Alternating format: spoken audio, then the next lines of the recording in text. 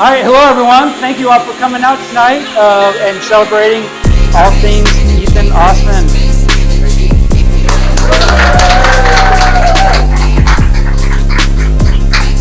So I'm very excited to be able to share this work with you tonight and for the next 6 weeks. When I took over the gallery 3.5+ years ago, one thing that I was really interested in doing was bringing in more work, exhibiting more work around Louisville of artists who work digitally. That's kind of we're going towards more and more of that, culturally speaking, and there just wasn't anyone doing it in the area. So that's what I was interested in doing that.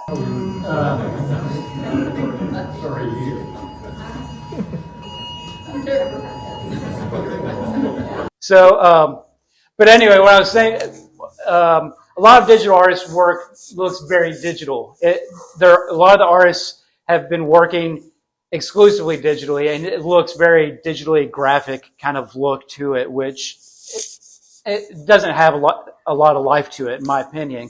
So I was not only wanting to show digital work, but show artists who worked as comfortably in the physical analog world as well as in the digital world that have that sort of touch and feel of real life traditional media and whatever. And so naturally Ethan's work just fits like a glove with all of that.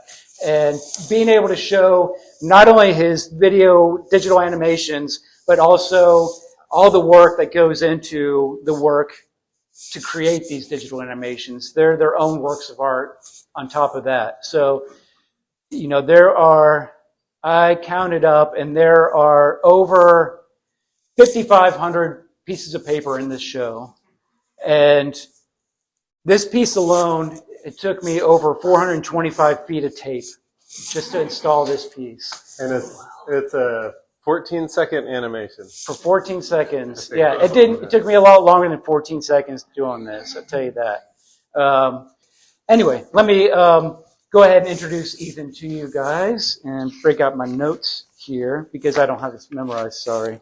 And actually, I want to read this to get this biographical information on Ethan. I think is very informative to understand some of the background behind the work itself.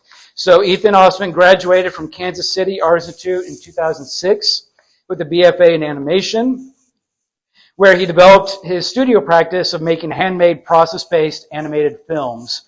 In his approach, the work is largely informed by parenting a neurodivergent child, his experience managing studio works, and now Dreams with Wings, as an art studio that supports neurodivergent adult artists, and his own experience living with learning disabilities. The work does not aim toward a certain vision or narrative where success is contingent upon. Rather, its success is based on discovery and following a process. The practice puts more emphasis on intuition and being human than technical craft and allows meaning and narrative to come from that freedom of making. In recent years, he's developed collaborative relationships, shown work in film festivals, galleries, and created commission work. Recent collaborators include musician, artist Carrie Newmeyer. Thank you. Sorry. Carrie, this amazing artist right here. Louisville ballet dancer Ashley Thurby, and musician, songwriter Will Oldham. The work has been recently shown at the Osman Dance Film Festival, Below the Line Short Films, Louisville Film Society Short Film Slam, and as an installation and group show at Plug Gallery called Can I Take a Message? This year, a music video was made for the song Bananas to promote an upcoming album by Bonnie Prince Billy. So we are very lucky to have you here, and to have you here in Louisville and here at WheelHouse. So thank you, Ethan, for sharing your work with us today. Thank you. Just real quick on that. I've been making this work for over 20 years and never had a home in mind for it. I never made movies to be necessarily in theaters, although I've tried that. And at the time, there wasn't like the technology to really play it in a gallery in this way. So I was just making this stuff because it was fascinating to me, and I just feel very lucky to have found you and WheelHouse, and thank you for giving my work a home. Oh.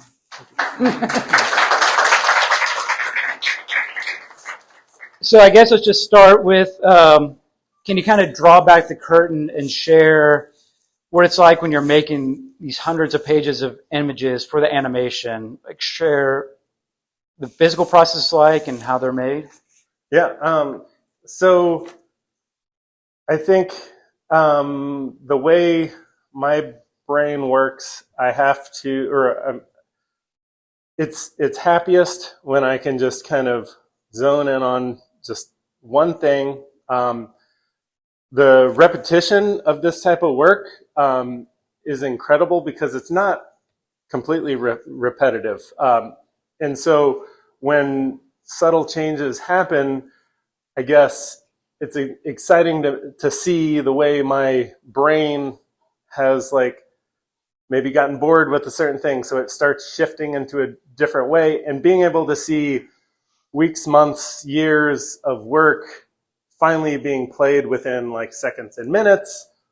It's extremely fascinating because I get to see all that time condensed into this little thing, and then I get to see like, oh, I remember when I got bored with that, and I decided to shift it to that. So I think it's I've been talking with Carrie about the idea of indulgence, because I've always said I'm not an indulgent artist, but I've always viewed indulgence in art as like making something for people, like that's the indulgent part. And I didn't realize like, oh, that's the only reason I'm making this stuff. Like I said, I didn't have a home. I didn't have an idea of like selling the stuff. It was just like, it was for me, and I loved sharing it. That was a big part of it too. But absolutely indulgent. Thank you for pointing out that it is indulgent. How long do you typically spend per working session? Can you describe what's going on in your head while you're doing the work? Are you like are you spending your time like hyper focused on every piece that you're doing, or is it sort of your mind just kind of wanders while you are producing and processing the images? So I love being able to work and know that I don't have a plan. I'm not a visionary artist. I respect visionary artists that have like a full idea, a full plan in their head, and then it's just about executing it. I can only enter the studio if I'm just going to start with a process and see where it goes. And that's exciting because I don't have to like, there's no writer's block. There's no time to like, what am I going to do in the studio? Because I have all these tools. I'm just like, I'm just going to start with a circle. I'm just going to keep redrawing the circle, and my imperfections of that circle are going to like guide me somewhere else. And so a circle will turn into like something completely different. But to go to the other part of your question, I have these lovely boys right here and this lovely wife, so I have to balance it. So every other night, at least 2 hours are spent with me time in the studio. So sometimes it goes longer and I'm tired the next day and I just deal with that. But yeah, at least 2 hours every other night. How many seconds of video does 2 hours get you?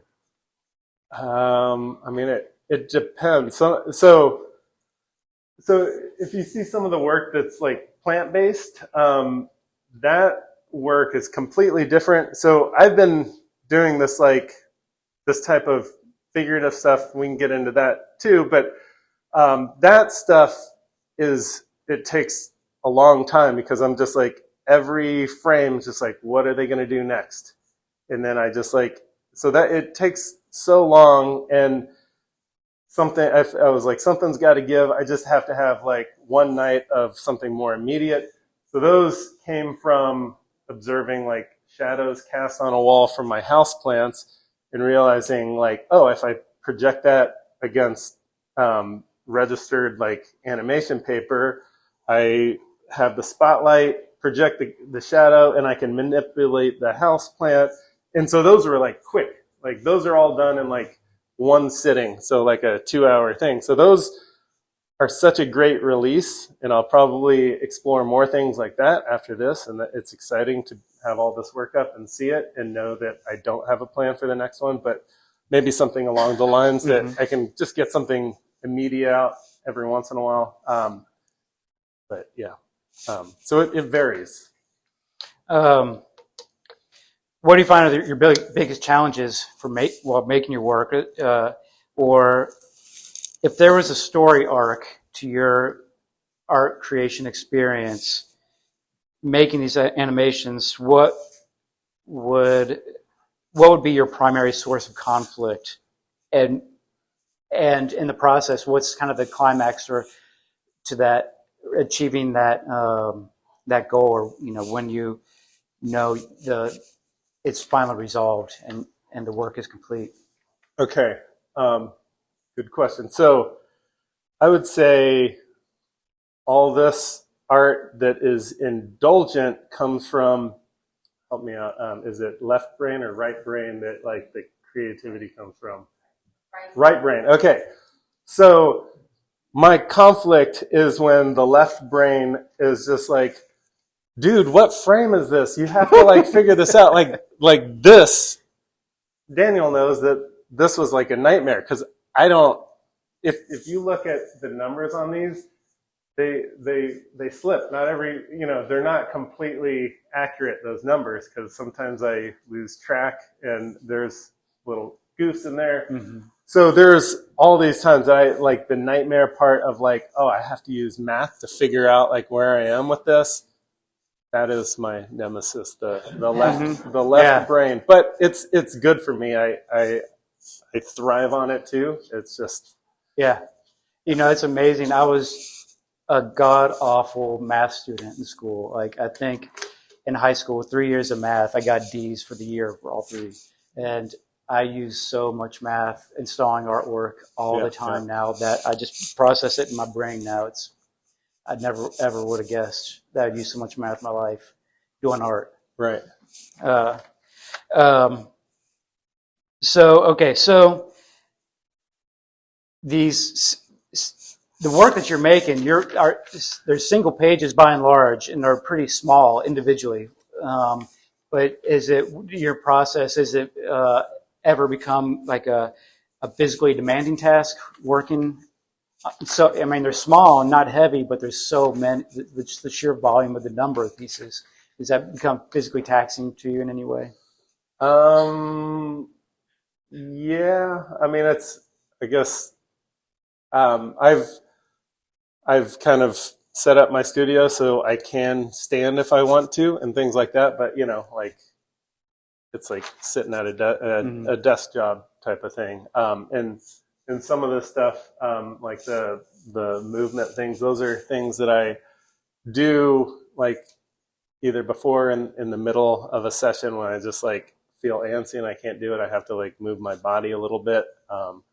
So I don't know if that answers. Do you put the gold onesie bodysuit on while you're working in your studio? I have before. Yeah?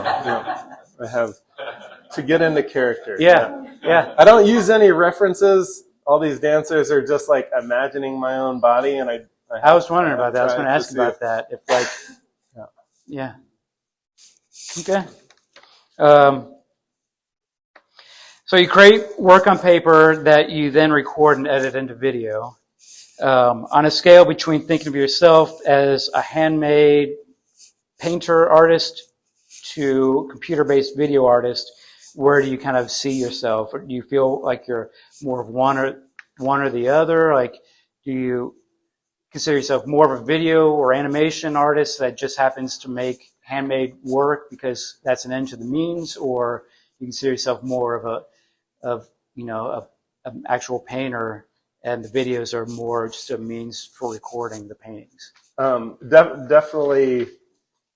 When you were talking about me as a digital artist, it felt weird. I was just like, that's the last thing I would think about, because that is like having to like figure out like putting it in these applications and trying to make a film out of it. That's the left brain stuff that I'm not good at. Mm-hmm. It's something that I've learn to work with, but definitely more handmade. Yes. Mm. Yeah. Okay. If I can one day afford an assistant, they would just do all that stuff, and I would just be doing the making, and they can turn it into a film. I hope you reach that goal. Yeah, maybe. So I'm constantly witnessing the expansion of AI tools in art. Yet here you are painstakingly hand painting over 5,500 pieces of paper for your artworks here. What do you feel your process provides for the finished product that AI couldn't do? Or if you could train an AI model to create animations that seem identical to your style in a fraction of the time, would you do it? I think I think I always want to say like screw AI, like, but like the reality is, I like every once in a while I'll see this image from AI, and it's so interesting to me to see that it is used like all of human consciousness that it knows from our social media, and it synthesizes it in what it thinks is a human would do or whatever. And that's what's interesting, I think, about AI is just to see its impression of us. But it goes back to like human, and I was kind of thinking along the same lines. One of my favorite influencers is the composer John Cage. Real quick, John Cage made chance-based art. He made silent pieces so that people are just anticipating music, and instead they're just getting silence. A guy is sitting at a computer or sitting at a keyboard, and no music is playing. They're just listening to their own sounds that they're making or sounds from outside. I love John Cage so much, but I had to face the fact that like I just like reading about his work. I like listening, but I'm not sitting down listening to 4 minutes and 30 seconds of silence, 33 seconds of silence, and I'm not listening to the stuff that he made. He spent a whole year making throwing coins and making a composition based on the way these coins landed. I'm not sitting down to listen to that. I think it's fascinating, and I've been thinking about John Cage and AI. What would John Cage think about AI?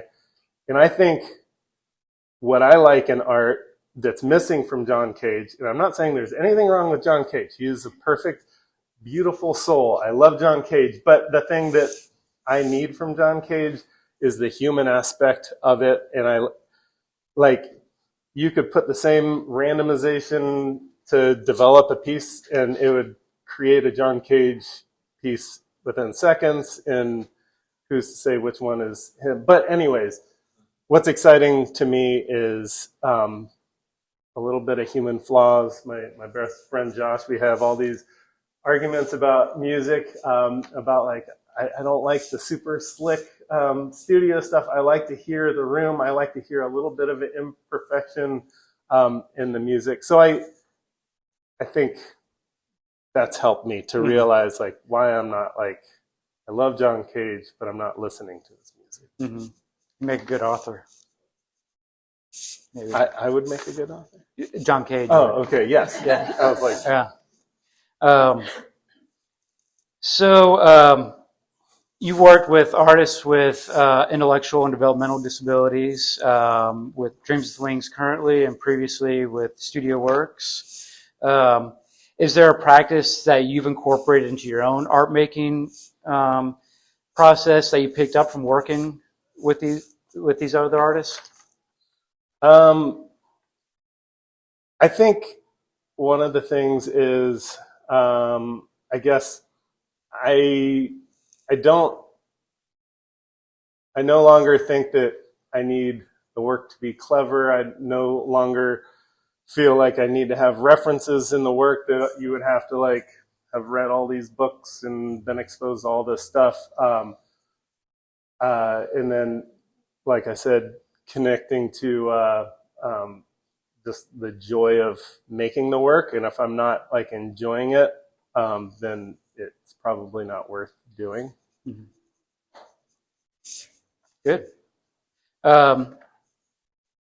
Do you ever create any narratives to the pieces when you're making them? Do you ever create stories to go along with the work as you're doing it?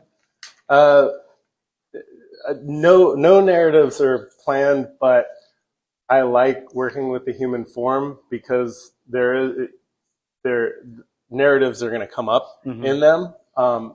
And the way I work is a little bit like AI, in that I start with a prompt and I'll just like keep following this set of rules and see where that goes. And again, if they get boring to me, I shift. But what was the original question? I was just wondering about narratives or stories, yeah. and so, while you're making them. So yeah, like if you're looking at, so you base a lot of these movements like on your own, what you think would feel like to be positioned a certain way or whatever. So like you're positioned as this guy here. Are you thinking this guy is a total jerk for stepping on your head? Like, not in the moment, but in the playback, that's where it comes from. But like I said, like the way my brain likes to work is the way I kind of wish I could work, which is literally like every frame. Like I don't know what's going to happen in this frame, so I love the idea of just existing in between moments and just freezing time. I wish I could do that in real life, but there's demands that I have to do. There's a watch on my wrist that I have to follow and places I have to be. So switching up a little bit here, if I were to ask you to think back on what your favorite cartoons were as a kid, what are the first shows or movies that pop into your mind? Or are there certain animations, movies or shows that you watched that made you think about animation differently growing up, like you didn't realize that was possible, kind of thing? Yeah, I think like many of us, I grew up on Sesame Street, and the little animations, I don't even know if they really do too many animations these days, but they had these incredible like little animated segments. They would just take you on a little journey. So I think, yeah, Jim Henson just in general, but like those early animations and that were always really impressive. Yeah, this wasn't animation, but honestly, what I thought about, I think I was telling someone about this a couple weeks ago before we even had the work in here, but a lot of your work, it gives me this vibe of when I was a kid watching Electric Company, and they would have these segments of like people in full body suits, like doing, weird interpretive dance and movements and whatever. And I just like, I've totally had that blocked out in my brain for, 40 something years now until seeing your work. And here they are. Yeah. Yeah. And you have one of the suits left over from Electric Company. Do you enjoy watching animation now, or do you have any favorites, shows or movies or anything that you watch? Yeah, every once in a while, like an animation or animator will be really intriguing to me. I like a lot of the early experimental animators, Norman McLaren, Oscar Fischinger, Susan Pitt. There's lots of just animators that were exploring the medium, and that's what excites me. I don't, when I see animations, I can appreciate it, but narrative-based animations, it's like entertainment, so it's different than like the eye that I would take going into a gallery or seeing Oscar Fischinger. Yeah. I was going to ask you actually kind of along those lines so like to a certain degree, fine art, capital A art, can be a somewhat, for lack of a better word, an elitist kind of endeavor kind of thing. Whereas film and cinema falls a little more closer to populism, so to speak. And as an artist who's exhibited both in the gallery, fine art gallery space, as well as shown videos in theaters, do you ever feel conflicted conflicting between making your work that's taken too seriously or not, or being accessible? Like how you play that balance? Um, Was that a terribly worded question? no, I'm sorry.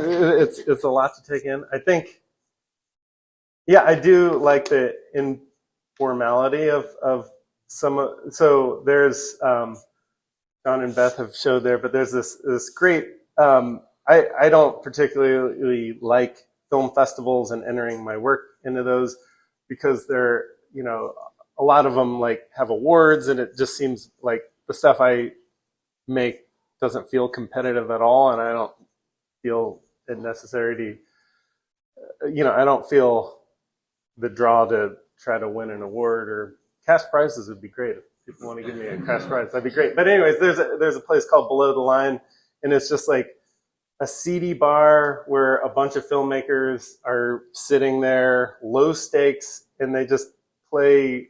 He does a great job of just playing like anyone's work, and then inviting the artist to come up and talk about it. And it's informal, it's community, and it's a place to see films that's not just in seclusion. You get to sit in a room full of people. So I like that about it. And it's... Okay. So, funny enough, following up my last question, I suppose, you've shown your work at various film festivals, at the Speed Museum and other places. What do you feel is one of your greatest accomplishments as an artist, or what goals do you look forward to achieving aside from hiring someone to create the video aspect of work? Or is that it? So yeah, I mean, like, I'd be lying if, one of the most prevailing musical presences in the studio. So, some of the stuff I can't listen to music, it's just silence. But oftentimes I am listening to Will Oldham, Bonnie Prince Billy's music. And so I think, so I never wanted to make a music video, and because I like the idea that music it's open to your own visual interpretation. When I hear certain music, I like see different things, and I wouldn't want to like tell someone what they should see from it. But I had an idea for a music video, and I put on my social media just like this little pitch, and standing in front of the camera wearing my spandex is totally fine, but it felt so vulnerable just me talking into a camera. So the only video I've ever posted of me talking in the camera was just like, if you know of any musicians that would be interested in making a music video with me, here's how it would happen.